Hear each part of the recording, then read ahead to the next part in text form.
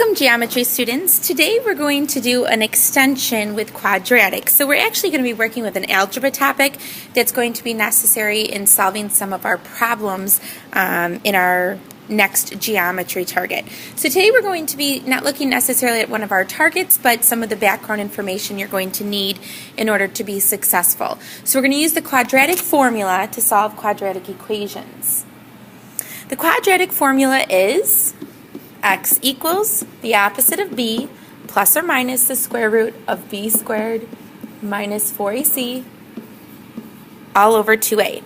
So we use this formula to calculate the solution or solutions to a quadratic equation. As a note, the standard form of a quadratic equation looks like this: ax squared plus bx plus c is equal to 0. Really, the reason why we need this formula, rather than just solving the way that we're typically used to, is this is not a linear equation. We know that because it has a power of 2. So when you have a power of 2, such as x squared or 5x squared, we need to make sure that we use the quadratic formula, because solving by other methods will not work. Another thing to note about the standard form is it's always equal to 0, and it's in descending order based upon the exponents. So today we're just focusing on the algebra behind what we're doing. Solve the quadratic equation.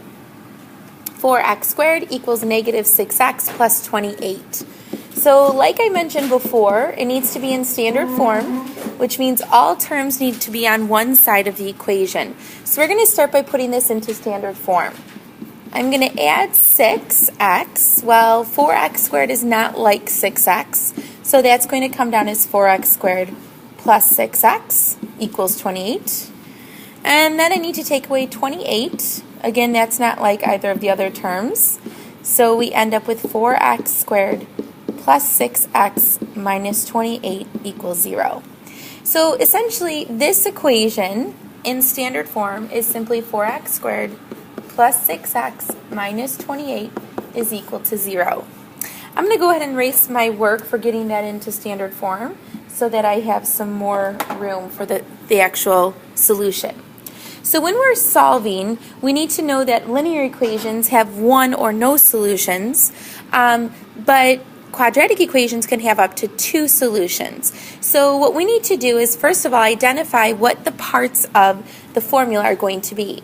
So if we go back a minute and look at the standard form of ax squared plus bx plus c, a from the formula is always the coefficient of x squared, b from the formula is the coefficient of x, and c is our constant.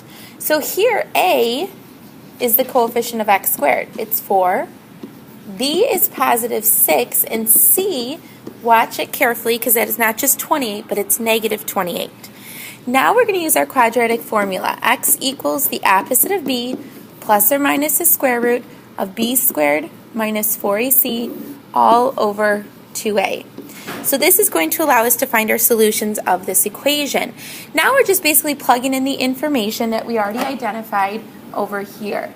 So the opposite, I don't think of this as negative b, I think of it as the opposite of b. Well, since b is 6, this is going to be negative 6. Plus or minus. Essentially, that sign is just telling us that we can work the problem with addition or subtraction, and we're actually going to do both in a minute. Square root of b squared.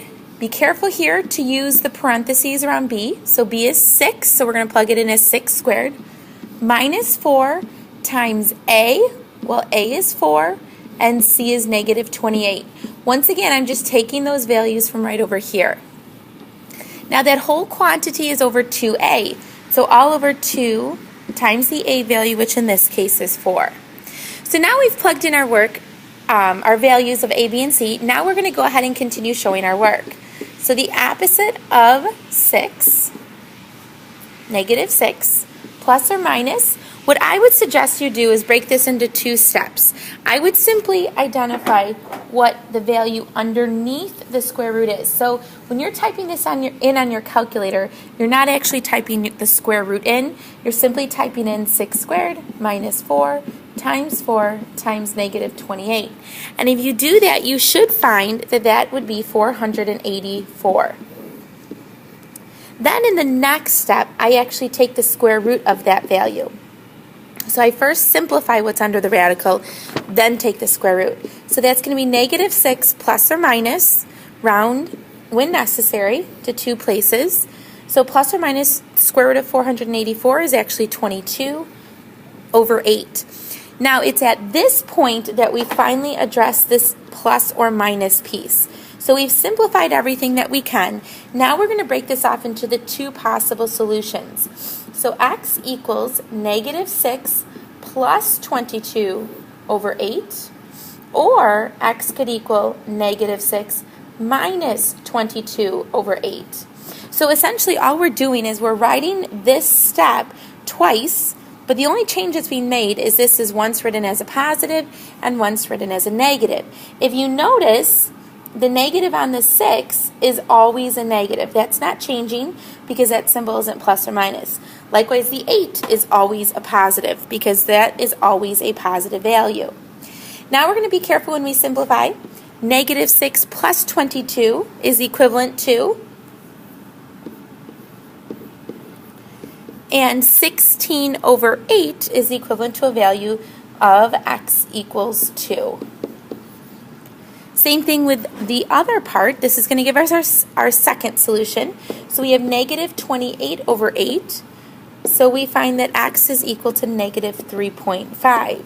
So keep in mind, like I said before, linear equations might just have one solution, but quadratics can have up to 2. So x could be 2 or negative 3.5.